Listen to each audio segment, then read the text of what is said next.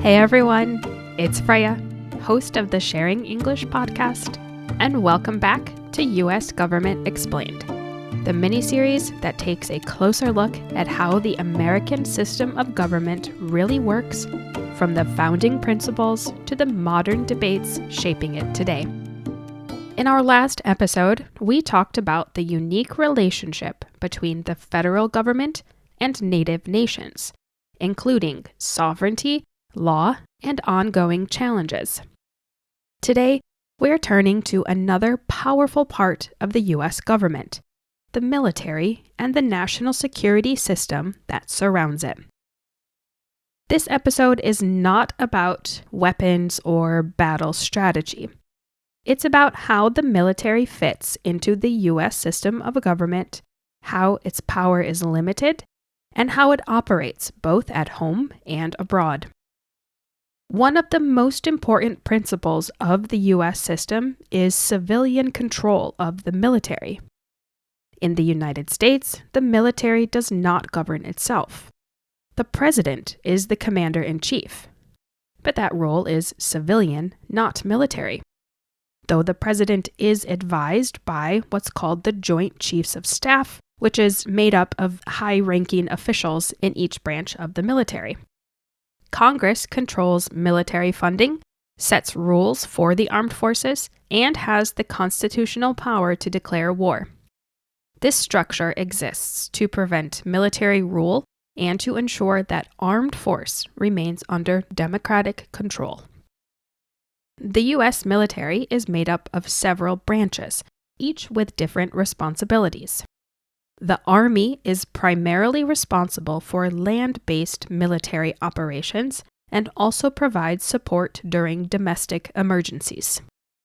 The Navy focuses on operations at sea and maintaining a global presence to protect trade routes and national interests. The Air Force handles air and space operations, including air defense and strategic missions. The Marine Corps is a smaller, fast-moving force often deployed quickly in international crises. The Coast Guard focuses on maritime law enforcement, border security, and search and rescue. It often operates within U.S. waters and can function as both a military and law enforcement agency. And the National Guard is unique. It serves both state and federal roles.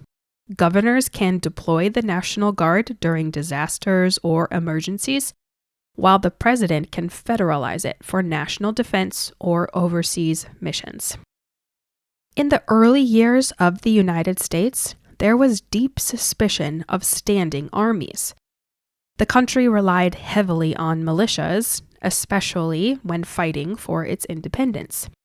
Early Americans feared that a permanent or standing army could be used by leaders to control or oppress the people, much like the British attempted to do before and during the American Revolution. So they preferred local militias made up of ordinary citizens to protect their local communities.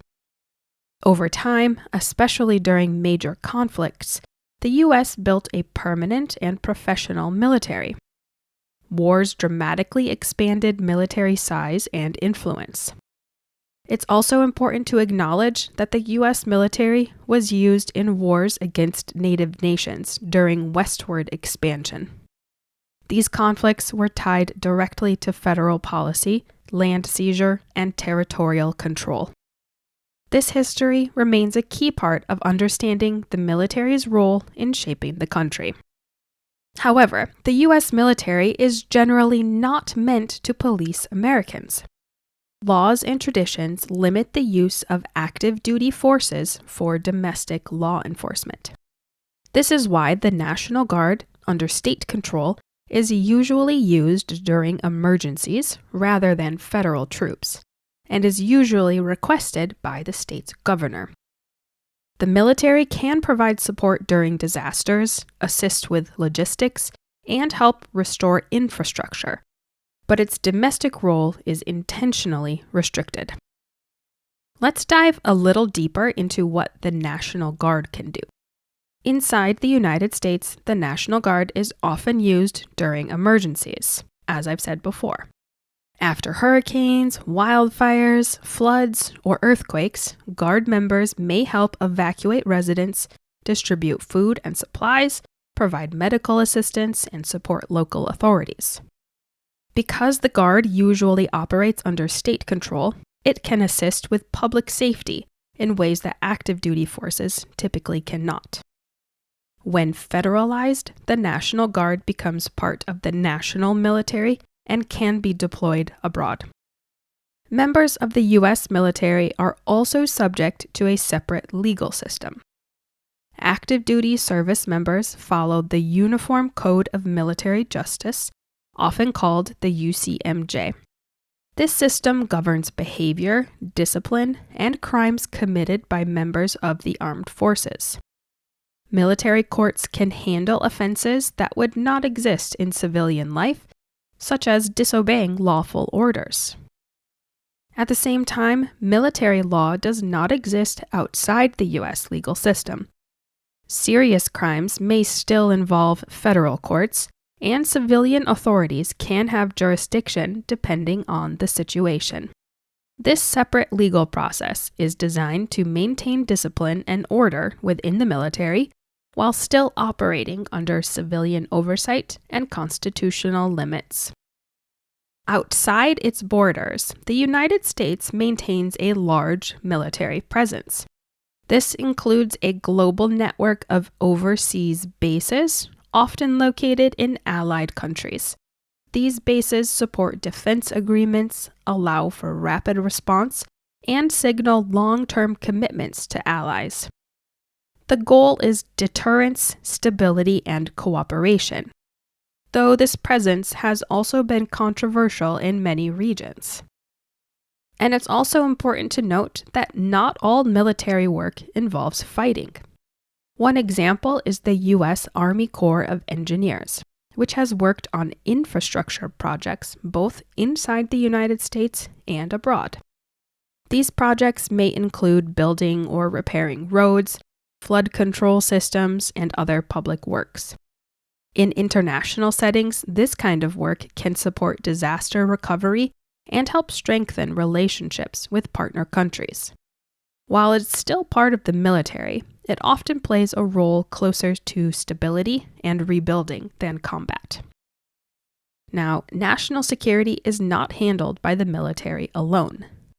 The Department of Defense works alongside the Department of State, intelligence agencies, and the Department of Homeland Security. Diplomacy, intelligence gathering, economic policy, and cybersecurity all play roles in national security.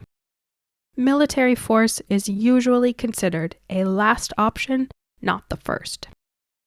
The U.S. military regularly works with other countries through alliances and joint operations. This includes shared training exercises, defense agreements, and collective security arrangements. One example is cooperation with NATO, where member countries agree to mutual defense.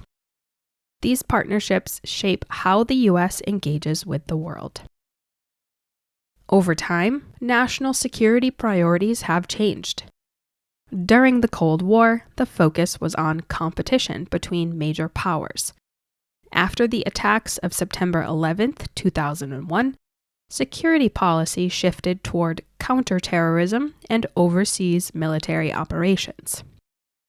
More recently, concerns have expanded to include cyber threats, emerging technologies, and global instability. Each administration emphasizes different risks, but the overall structure of civilian control and oversight remains the same. Military power in the U.S. is subject to debate and oversight. Congress reviews budgets, holds hearings, and questions military leadership. Courts can review certain actions. The public and the press also play roles in accountability. Disagreement over military policy is a normal part of democratic government. The U.S. military is one of the most powerful institutions in the country, but it operates within a system designed to limit force and protect civilian rule. Understanding how the military works and how it is controlled is essential to understanding U.S. government and national security. Next time, we'll look at how the United States works with other countries through international organizations and alliances, and how those relationships shape global politics. Thank you for joining me on this episode of U.S. Government Explained. You can find out more about us at our website, www.sharing-english.com/podcast. If you enjoyed this episode, don't forget to follow, share, and leave a review. And be sure to check out our culture-focused episodes of the Sharing English podcast released every Thursday. Bye!